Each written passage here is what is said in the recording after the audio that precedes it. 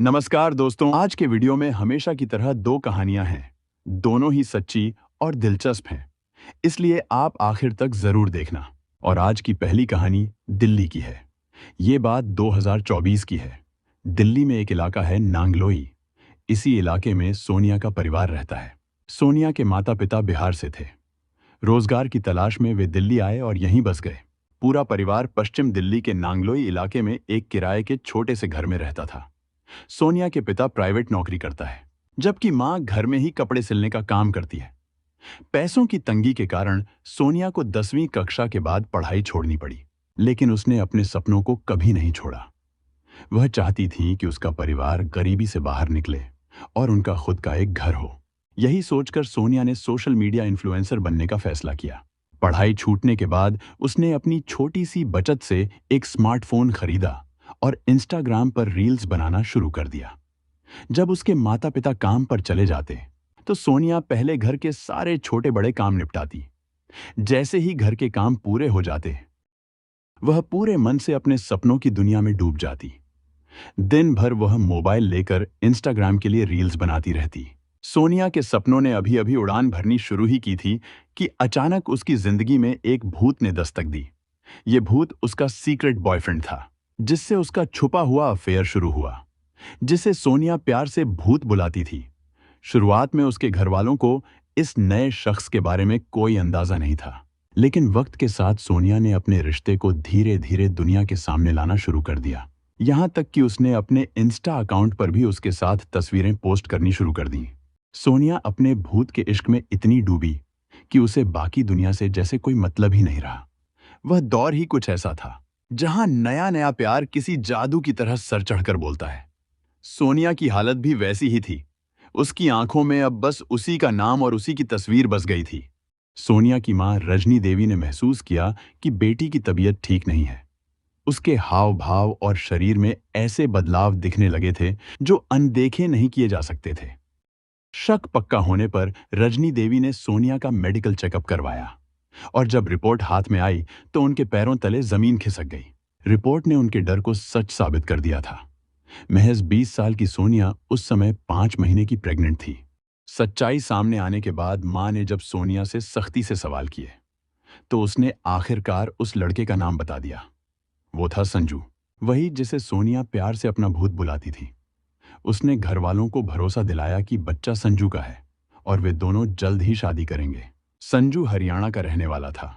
सोनिया उस पर इस कदर फिदा हो चुकी थी कि कुछ ही महीनों के रिश्ते में उसने उसे अपना सब कुछ मान लिया। यहाँ तक कि वह उसे दिल ही दिल में अपना पति समझने लगी थी। डिलीवरी की डेट नज़दीक आ रही थी और सोनिया अपनी नई जिंदगी की शुरुआत को लेकर बेहद एक्साइटेड थी। भले ही उसकी और संजू की शादी नहीं हुई थी, लेकिन फिर भी इस साल 20 अक्टूबर 2024 को उसने पूरे रीति रिवाज से करवा चौथ का व्रत रखा। इतनी कम उम्र की बेटी जो न सिर्फ शादी से पहले मां बनने वाली थी, बल्कि एक शादीशुदा औरत की तरह बर्ताव कर रही थी, यह सब देखकर घर वाले भीतर से टूट चुके थे। लेकिन मजबूरी में उन्होंने सोनिया के रिश्ते को मान ही लिया। करवा चौथ पूजा के अगले ही दिन यानी 21 अक्टूबर की सुबह करीब 6 बजे सोनिया अपना सारा सामान पैक कर घर से निकल गई। जाते जाते उसने अपनी बहन से कहा था, संजू की मां मुझे कभी एक्सेप्ट नहीं करेगी, इसलिए मैं संजू के साथ अलग रहकर अपना घर बसाऊंगी। जब सुबह 5 बजे सोनिया की मां रजनी देवी की आंख खुली तो उन्हें बेटी के गायब होने का पता चला। घबराकर उन्होंने तुरंत फोन मिलाया, लेकिन पहले फोन स्विच्ड ऑफ था। कुछ घंटों बाद कॉल लगी तो दूसरी तरफ से आवाज आई, मैं संजू बोल रहा हूं। तुम्हारी बेटी तुम सबसे नफरत करती है और अब वो किसी से भी बात नहीं करना चाहती। उसे परेशान मत करो। रजनी देवी गिड़गिड़ाई, रोते हुए बोली, बेटा बस इतना बता दो कि मेरी बेटी कैसी है और कहां है। लेकिन संजू ने फोन पर सोनिया से बात कराने से साफ इनकार कर दिया। पूरा दिन घर वाले सोनिया से कांटेक्ट करने की कोशिश करते रहे, लेकिन कोई सफलता नहीं मिली। फिर उसी रात 11 बजे सोनिया के भाई मनीष ने हिम्मत करके दोबारा कॉल किया। इस बार भी संजू ने वही ठंडा जवाब दिया, लेकिन मनीष ने फोन की बैकग्राउंड आवाजों पर ध्यान दिया। उसे साफ सुनाई दे रहा था कि वहां और भी लोग मौजूद थे। और फिर अचानक मनीष के कानों में एक डरावना वाक्य पड़ा, गड्ढा और गहरा खोदो। ये शब्द सुनते ही मनीष के रोंगटे खड़े हो गए। उसे लगा मानो कोई बड़ी अनहोनी होने वाली है। डरे सहमे घरवाले तुरंत नांगलोई पुलिस स्टेशन पहुंचे और सोनिया के गायब होने की रिपोर्ट दर्ज कराई। लेकिन नांगलोई थाने में सोनिया के घर वालों को उम्मीद के बजाय निराशा मिली। पुलिस ने उनकी शिकायत लिखने से साफ इनकार कर दिया। उनका कहना था, लड़का और लड़की दोनों ही बालिग हैं। आपकी बेटी अपनी मर्जी से घर छोड़कर गई है, ऐसे में हम कुछ नहीं कर सकते। यह सुनकर रजनी देवी के पैरों तले जमीन खिसक गई। 2 दिन तक मां और मनीष ने हर जगह सोनिया को ढूंढने की कोशिश की, लेकिन कोई सुराग नहीं मिला। थक हार कर वे एक बार फिर नांगलोई थाने पहुंचे। वहां उन्होंने पूरी घटना बताते हुए सोनिया की गुमशुदगी दर्ज करवाने की गुजारिश की। थाने में मौजूद एसएचओ बरार ने उनकी बात ध्यान से सुनी। उन्हें याद आया कि 21 अक्टूबर को सोनिया की मां थाने आई थी, लेकिन उस समय शिकायत दर्ज नहीं कराई थी। अब 3 दिन बाद परिवार फिर से आया था। मनीष ने थाने में पहुंचते ही कहा, मेरा नाम मनीष कुमार है। ये मेरे पिता शंकर मंडल हैं। हम खसरा नंबर 2 ढाका चौक कमरुद्दीन नगर नांगलोई में किराए के मकान में रहते हैं। मेरी बहन का नाम सोनी है। करवा चौथ वाले दिन वो घर से निकली थी और अब तक लौटी नहीं है। हम उसकी गुमशुदगी दर्ज करवाने आए हैं। तुम्हारी माँ 21 अक्टूबर को मेरे पास आई थी। मैंने उसे शाम को आने के लिए कहा था, लेकिन वह नहीं आई। आज 3 दिन बाद तुम आए हो। इस बीच तुम लोग कर क्या रहे थे? एसएचओ बरार ने सवाल किया। मनीष ने सिर झुकाते हुए जवाब दिया, हम अपनी ओर से संजू की तलाश कर रहे थे। हमें पूरा शक था कि सोनी उसी के साथ गई है, लेकिन बहुत ढूंढने के बाद भी हमें उसका कोई पता नहीं चला। उसका मोबाइल भी स्विच ऑफ है और वह कहीं छिप गया है। इसी वजह से हमें शक है कि संजू ने ही मेरी बहन की हत्या कर दी है। मनीष ने पुलिस को साफ बताया कि उसकी बहन सोनी को संजू ने अपने प्रेम जाल में फंसा लिया था। वह कोई अच्छा लड़का नहीं है। हिंदू लड़का बनकर मेरी बहन को फंसाया, लेकिन सोनी उसके प्यार में इस कदर पागल हो चुकी थी कि सब कुछ भूलकर उसी से शादी करना चाहती थी। संजू शादी के लिए राजी था, लेकिन उसके घरवाले इस रिश्ते को कतई मानने को तैयार नहीं थे। जब परिवार वाले रिश्ता लेकर संजू के घर पहुंचे, तभी उन्हें पता चला कि संजू का असली नाम सलीम है और वह मुस्लिम परिवार से है। संजू के माता पिता किसी भी कीमत पर हिंदू बहू को स्वीकार करने को तैयार नहीं थे। जब सारी सच्चाई घर आकर सोनी को बताई और सोनी को समझाया, लेकिन सोनी ने कहा, मैं संजू को दिल से पति मान चुकी हूं। मैं अपना सब कुछ उसे सौंप चुकी हूं। अब मैं उसे छोड़ नहीं सकती। यह सुनकर परिवार टूट गया, लेकिन उनके पास कुछ करने को नहीं था।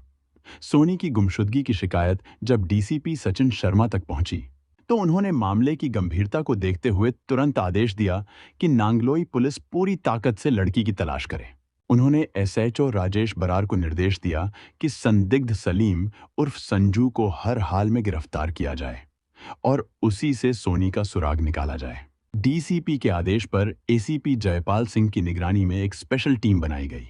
एसएचओ बरार ने केस की तफ्तीश का जिम्मा इंस्पेक्टर नरेंद्र कुमार को सौंपा। नरेंद्र कुमार ने तुरंत अपने विश्वसनीय मुखबिरों को सक्रिय कर दिया और संजू की तलाश शुरू कर दी। सबसे पहले टीम संजू के घर पहुंची, लेकिन वह वहां मौजूद नहीं था। उसके दोस्तों और जान पहचान वालों के ठिकानों पर भी दबिश दी गई, मगर संजू कहीं नहीं मिला। पुलिस ने आखिरकार संजू के मोबाइल नंबर को सर्विलांस पर लगा दिया ताकि उसकी हर मूवमेंट पर नजर रखी जा सके। सोनी की गुमशुदगी को लेकर पुलिस ने उसकी तस्वीर उसके घर से ली और दिल्ली और एनसीआर के सभी थानों में भिजवा दी। सभी थानों को मैसेज भेजा गया कि अगर इस लड़की का कहीं कोई सुराग मिले तो तुरंत थाना नांगलोई को सूचना दी जाए। लेकिन अभी तक न तो मुखबिर कोई कामयाब सुराग ला पाए थे और न ही सलीम उर्फ संजू का कुछ पता चल रहा था। उसका अचानक गायब हो जाना पुलिस के शक को और गहरा कर रहा था। नरेंद्र कुमार ने पुलिस टीम को दोहरी जिम्मेदारी दी। एक तरफ सलीम उर्फ संजू की तलाश और दूसरी तरफ सोनी की खोज, लेकिन दोनों ही जैसे हवा में गायब हो गए थे। एसएचओ बरार ने रणनीति बदलने का फैसला किया। उन्होंने सोनी के मोबाइल की कॉल डिटेल्स निकलवाईं। रिपोर्ट में साफ दिख रहा था कि सोनी एक नंबर पर बार बार और लंबी बातचीत करती थी। यह नंबर किसी और का नहीं बल्कि सलीम उर्फ संजू का था। जांच से यह भी सामने आया कि 20 अक्टूबर को सोनी ने आखिरी कॉल संजू को ही की थी। उस कॉल के बाद उसके मोबाइल से किसी और को कोई कॉल नहीं किया गया और ठीक उसी के बाद से सोनी लापता हो गई। यह सुराग अब पुलिस के लिए बेहद अहम बन गया था। कॉल डिटेल्स से मिला सुराग अब ठोस शक में बदल चुका था। पुलिस ने सलीम की तलाश तेज कर दी। हर ठिकाने पर दबिश, हर गली और जान पहचान वालों पर निगरानी। आखिरकार पुलिस की मेहनत रंग लाई। एक रात जब सलीम अंधेरे का सहारा लेकर चुपचाप अपने घर लौटने की कोशिश कर रहा था, तभी घेराबंदी कर पुलिस ने उसे दबोच लिया। सलीम हैरान था, मगर भागने का कोई रास्ता नहीं था। उसे तुरंत थाना नांगलोई लाया गया। गिरफ्तारी की सूचना डीसीपी सचिन शर्मा और एसीपी जयपाल सिंह को दे दी गई। दोनों अफसरों ने खुद पूछताछ की निगरानी करने का फैसला किया। थाने के कमरे में माहौल गंभीर था। सामने कुर्सी पर झुका बैठा था सलीम और दूसरी ओर पुलिस अफसर। इंस्पेक्टर नरेंद्र कुमार ने सबसे पहला और सबसे अहम सवाल पूछा, सोनी कहाँ है सलीम?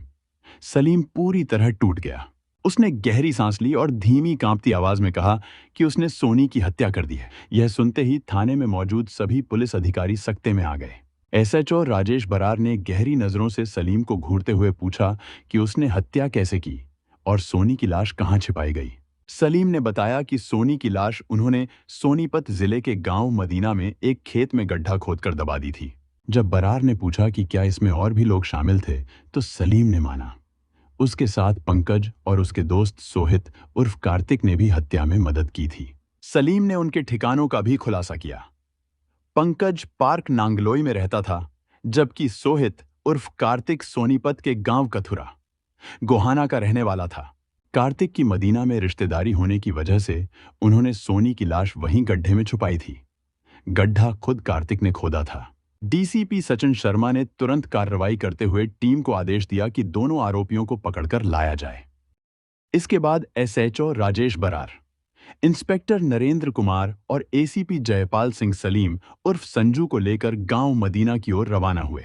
गांव मदीना के एक खेत में पुलिस ने गहरे गड्ढे में दबाई गई सोनी की लाश बरामद की। नांगलोई पुलिस टीम ने खेत में दबी सोनी की लाश निकालकर कब्जे में ले ली। एसएचओ राजेश बरार ने मदीना क्षेत्र के थाना बहु अकबरपुर पुलिस को इस लाश की जानकारी दे दी। कागजी प्रक्रिया पूरी करने के बाद लाश रोहतक के पीजीआई पोस्टमार्टम के लिए भिजवा दी गई। जांच के दौरान सामने आया कि सलीम उर्फ संजू ने सोनी से दोस्ती इंस्टाग्राम से शुरू हुई थी। उसने कहा कि 19 साल की खूबसूरत सोनी की पहली झलक देखते ही वह उस पर मोहित हो गया, क्योंकि वह खुद मुसलमान था। उसने सोचा कि सोनी उसका धर्म देखकर उसे पसंद नहीं करेगी। यह सोचकर कि सोनी मेरा धर्म देखकर मुझसे दूर न हो जाए, मैंने उससे संजू के रूप में दोस्ती शुरू की। हम अक्सर होटल के कमरे में मिलने लगे। सोनी मेरे प्यार में इस कदर डूबी थी कि उसने मुझे बिना हिचकिचाहट अपना दिल और शरीर दोनों सौंप दिया। वह मेरे साथ शादी के ख्वाब भी पाल रही थी और धीरे धीरे मुझे अपने घर ले जाने लगी। सलीम ने बताया कि सोनी के 3 भाई बहन थे। उसकी बड़ी बहन नेहा की शादी हो चुकी थी। एक भाई मनीष था। उनकी मां घर में कपड़े सिलने का काम करती थी, जबकि पिता प्राइवेट नौकरी करते थे। जब सलीम से पूछा गया कि उसने सोनी की हत्या क्यों की, सलीम ने माना कि उनके और सोनी के बीच नाजायज संबंध बन चुके थे और सोनी के पेट में उसका बच्चा भी था। यह बात परिवार तक पहुंच गई थी और उस पर दबाव बढ़ने लगा कि वह सोनी से शादी कर ले। जब सलीम के कहने पर सोनी के परिजन उसके घर गए तो उन्हें पता चला कि वह एक मुस्लिम परिवार से है। चूंकि सोनी गर्भवती थी, सोनी के घर वालों ने सलीम के माता पिता से शादी की बात की, लेकिन उन्हें इसका असर सुनकर इनकार ही मिला। सलीम ने शादी करने की जिद की तो उसके पिता ने उसे घर से निकाल दिया। समय के साथ सोनी का गर्भ 7 महीने का हो गया। शादी का दबाव और बार बार डांट फटकार झेलते झेलते सलीम परेशान हो गया। आखिर में वह इतना तंग आया कि हत्या की साजिश रच ली। सलीम ने बताया कि 20 अक्टूबर 2024 को सोनी ने करवा चौथ का व्रत रखा था। व्रत के लिए उसने पैसे मांगे, जिन्हें सलीम ने दे दिए। उसी दिन शाम से पहले सलीम घर से निकल गया और पहले से बनाई योजना के मुताबिक अपने दोस्त सोहित को गांव में गड्ढा खोदने को कहा। सोहित ने सारी बात जानकर साथ देने की हां कर दी। सलीम ने एक कार किराए पर ली। शाम को जब सोनी ने फोन कर पूछा कि तुम कहां हो, तो सलीम ने उसे शॉपिंग के बहाने बाजार बुला लिया। उसकी कार में नांगलोई का साथी पंकज और कथूरा का दोस्त सोहित साथ थे। तीनों ने सोनी को लेकर सोनीपत की ओर निकलना शुरू किया। सोनी चुप रही और विश्वास में थी कि वे शॉपिंग के लिए ले जा रहे हैं। रास्ते में जैसे ही अंधेरा घिरने लगा और सुनसान जगह पर पहुंचे, सलीम ने सोनी का गला दबाकर उसकी हत्या कर दी। उसके बाद वे उसे सोनीपत के मदीना गांव के एक खेत में ले गए। सोहित ने वहां गड्ढा खोदा और वे सभी मिलकर सोनी की लाश गड्ढे में दबाकर वहां से चले गए। पकड़े जाने के बाद सलीम ने अपना जुर्म कबूल कर लिया और पुलिस को सच बताकर मदीना के खेत से लाश बरामद करवाई। उसके एक साथी पंकज को भी पकड़ लिया गया, जबकि सोहित अब भी फरार था। पुलिस ने घटना में प्रयुक्त कार और फावड़ा बरामद कर लिए। सोनी की लाश का पोस्टमार्टम रोहतक के पीजीआई में हुआ, जिसमें स्पष्ट हुआ कि उसकी गला दबाकर हत्या की गई थी। उसके गर्भ में 7.5 महीने का गर्भ था। सोनी की मौत के साथ बच्चा भी भीतर ही नष्ट हो गया। पोस्टमार्टम रिपोर्ट नंगलोई पुलिस के कब्जे में लेने के बाद शव परिवार को सौंप दिया गया और परिजनों ने अंतिम संस्कार कर दिया। सलीम ने बेहद योजना बनाकर सोनी को अपने प्रेम जाल में फंसाया। उसने न केवल अपना नाम बदलकर संजू बताया, बल्कि अपने हिंदू होने का नाटक भी किया। एक बात जो पूरी तरह स्पष्ट है, वह यह कि सलीम का मकसद सोनी के साथ केवल शारीरिक संबंध बनाने का था। उसका इरादा केवल अपनी हवस मिटाने का था। इसके लिए उसने सोनी के सामने प्यार और शादी का ढोंग किया, उससे विश्वास कायम किया और उसके साथ संबंध बनाए। यही कारण था कि सोनी गर्भवती हो गई। सलीम की यह योजना ठोस और मानसिक रूप से सुनियोजित थी, जिससे वह सोनी को अपने जाल में पूरी तरह से फंसा सका। और आज की दूसरी कहानी महाराष्ट्र के कोल्हापुर जिले की है। ये बात 2025 की है। कुछ साल पहले आदित्य शशिकांत गवली और सिद्धांत शशिकांत गवली नाम के दो भाई अपराध की दुनिया में आए। जल्दी ही उन्होंने कोल्हापुर शहर के फुलेवाड़ी इलाके में अपनी अच्छी खासी पकड़ बना ली। लोग उन्हें गवली गैंग के नाम से जानने लगे। इस गैंग में इलाके के कई युवा शामिल होने लगे। इनमें से एक था 23 साल का महेश राजेंद्र राख, जो अहिल्याबाई होलकर नगर में रहता था। गवली गैंग एक दूसरे की मदद करता था। इससे उनकी गैंग और ताकतवर होती गई। उनका असली काम था लोगों को डराना और इलाके में दहशत फैलाना। इनकी उम्र अभी 25 साल से भी कम थी, लेकिन वे अपराध की राह पर चल पड़े थे। उन्हें समझ ही नहीं था कि उनके काम का अंजाम कितना बुरा हो सकता है। लोग उनसे डरते थे और यही डर देखकर उन्हें और मजा आता था। जवानी के जोश में वे बेवजह लोगों को सताने लगे। उनके डर से कोई विरोध नहीं करता था, लेकिन ये लड़के आपस में भी एक दूसरे को धमकाने से पीछे नहीं रहते थे। इस गैंग में अपराधी अक्सर एक दूसरे के घर आते जाते रहते थे और घर वालों को भी एक दूसरे से पहचान थी। इसी वजह से महेश की जान पहचान गैंग में किसी के घर की पत्नी से हो गई। थोड़े ही समय में महेश और वह महिला अच्छे दोस्त बन गए और फिर दोनों के बीच प्यार हो गया। महेश ने उसके साथ संबंध रखे और यह बात जल्दी ही बाकी गैंग वालों तक पहुंच गई। इसके बाद महेश और गवली गैंग के बीच विवाद बढ़ गया। धीरे धीरे महेश गैंग का दुश्मन बन गया। करीब 1.5 साल पहले महेश ने उस महिला को अपने घर में रखा और उसके साथ खुलकर रहने लगा। वह उसे अपनी पत्नी जैसा मानकर साथ रखने लगा और शादी की बातें करने लगा। इससे गैंग का गुस्सा और बढ़ गया। अब हालात ऐसे हो गए थे कि गवली गैंग और महेश राख दो अलग अलग ग्रुप बन गए थे। दोनों हमेशा एक दूसरे से भिड़ने और परेशान करने के लिए तैयार रहते थे। महेश पर कई गंभीर मामले थे, इसलिए पुलिस ने उसे तड़ीपार किया और वह शहर छोड़कर चला गया। उसकी तड़ीपार 10 सितंबर 2025 तक खत्म होनी थी। गैंग ने सोचा था कि जैसे ही महेश वापस आएगा, वे उससे बदला लेंगे। महेश तड़ीपार की सजा काट रहा था, लेकिन फिर भी मोबाइल पर दोनों गैंग एक दूसरे को धमकियां देते रहते थे। इस दौरान महेश गवली गैंग को भड़काता रहता था।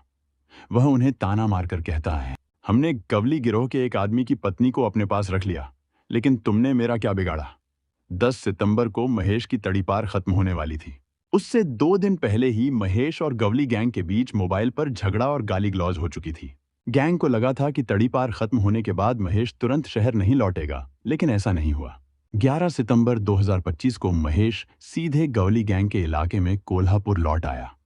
इससे गैंग में हलचल बढ़ गई। महेश ने गैंग को नामर्द कहकर और गुस्सा भड़काया। अब गैंग ने तय कर लिया कि महेश को अब छोड़ना नहीं है। उन्होंने महेश की दिनचर्या और हर गतिविधि का पता लगाया और उसी के मुताबिक योजना बनाने लगे। महेश का दोस्त 20 साल का विश्वजीत भागोजी फाले गंधर्व नगर फुलेवाड़ी में रहता था। 12 सितंबर को उसका गवली गैंग के साथ विवाद हो गया। इस झगड़े के चलते गैंग के 8-10 लोग रात के लगभग 10:30 बजे विश्वजीत के घर में घुस आए। उन्होंने उसके घर के सामने खड़ी गाड़ियों को तोड़ दिया और बाहर बहुत सारी बोतलें फोड़कर दहशत फैलाई। उस समय विश्वजीत घर पर नहीं था, इसलिए वह बच गया। इसके बाद हमलावरों ने महेश का एक और दोस्त 30 साल का ओंकार रामदास शिंदे, जो गंगाई लॉन के पीछे रहता था, उसके घर पर भी हमला किया। उन्होंने बियर की खाली बोतलें फेंकी और पत्थर मारकर दहशत फैलाने की कोशिश की। ओंकार के पिता विकलांग थे। उन्होंने हमलावरों से हाथ जोड़कर मिन्नतें की। इसी वजह से ओंकार की जान बच गई। रात के लगभग 12:30 बजे गवली भाई और उनकी गैंग के साथी नशे में धुत थे। हर किसी के हाथ में तलवार, लोहे की पाइप या अन्य हथियार थे। हल्ले के लिए उन्होंने 2 बोरे में कांच की बोतलें भी रखी थीं। फुलेवाड़ी और आसपास के इलाके में गैंगों के बीच झगड़े नई बात नहीं है। पहले ये लोग दोस्त होते हैं, लेकिन किसी वजह से उनमें दुश्मनी पैदा हो जाती है। दोस्ती के समय ये गैंग डर और धमकियों से पैसे कमाते हैं। उनके साथी और समर्थक गैंग का दबदबा बढ़ाने की कोशिश करते हैं। जब गैंग वाले घमंड या ताकत दिखाने की सोचते हैं, तो वे आपस में लड़ने लगते हैं। गैंग 2 हिस्सों में बंट जाती है और इलाके में कौन सबसे बड़ा है, इसे लेकर झगड़े बढ़ जाते हैं। इस दौरान वे आम लोगों की परवाह नहीं करते और उन्हें डराते रहते हैं। ऐसा ही 12 सितंबर की रात 12 से 1 बजे के बीच हुआ। लोग घरों और सड़कों पर कांच की बोतलें फेंक रहे थे और जोर जोर से चिल्ला रहे थे। हल्ले करने वालों ने 2 बोरे कांच की बोतलों से भरे हुए थे। रात में अचानक हुई इस घटना से गंगाई लॉन के पीछे रहने वाले आम लोग पूरी तरह डर गए। वे खुले आंखों से सारे दृश्य देख रहे थे। आम लोग मेहनत करके पैसा कमाते हैं, बच्चों की जरूरतों के लिए गाड़ियां और सामान खरीदते हैं, लेकिन ये अपराधी सब कुछ पल भर में तोड़ देते हैं। उनका नुकसान कभी पूरा नहीं होता। पुलिस उन्हें पकड़ भी लेती है, लेकिन थोड़े ही दिनों में जमानत पर आ जाते हैं और फिर वही हिंसा दोहराते हैं। इसके लिए कड़ा कानून होना चाहिए, तभी आम लोगों का जीवन सुरक्षित और सुखद हो सकेगा। ऐसा ही हाल होने के कारण आम लोग डर के मारे आगे नहीं बढ़ रहे थे और सिर्फ देखते रह गए। इसी बीच ओंकार शिंदे ने महेश राख को गवली गैंग के द्वारा किए गए इस हमले की जानकारी दी। महेश तुरंत ओंकार के घर पहुंचा। उस समय सभी हमलावर दबा लेकर बैठे थे। जैसे ही महेश आया, उन्होंने हथियार उठाकर उस पर हमला करने की कोशिश की। महेश ने देखा कि वे 7-8 लोग हैं और वह अकेला और निहत्था है, इसलिए उसने तुरंत वहां से भागना सही समझा। महेश भरगली से भागते हुए एक घर में घुसा। सारे हमलावर उसका पीछा कर रहे थे। इस बीच एक महिला ने उन्हें रोकने की कोशिश की, लेकिन हमलावरों ने उसे धक्का देकर हटा दिया। फिर एक और आदमी ने बीच में आकर उसे रोकने की कोशिश की, उसे भी धक्का देकर रास्ता खोल दिया। सभी हमलावर घर में घुस गए और महेश को बाहर सड़क पर खींच लाए। वे उसे जमीन पर गिराकर क्रूरता से हमला करने लगे।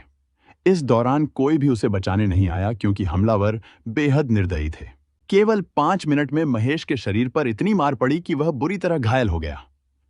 उसे देखकर भी हमलावरों ने हमला जारी रखा।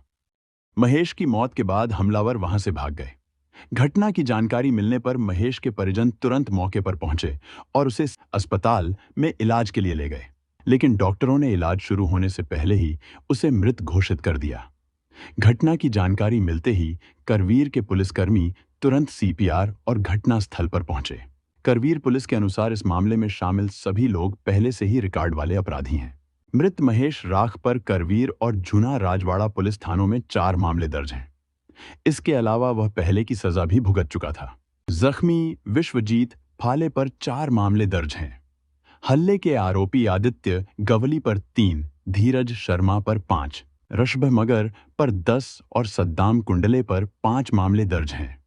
इस हत्या में पुलिस ने पीयूष अमर पाटिल, मयूर दयानंद कांबले, सोहम संजय शेलके, बालाजी गोविंद देओलकर और जुनेद मंसूर पटेल को गिरफ्तार किया।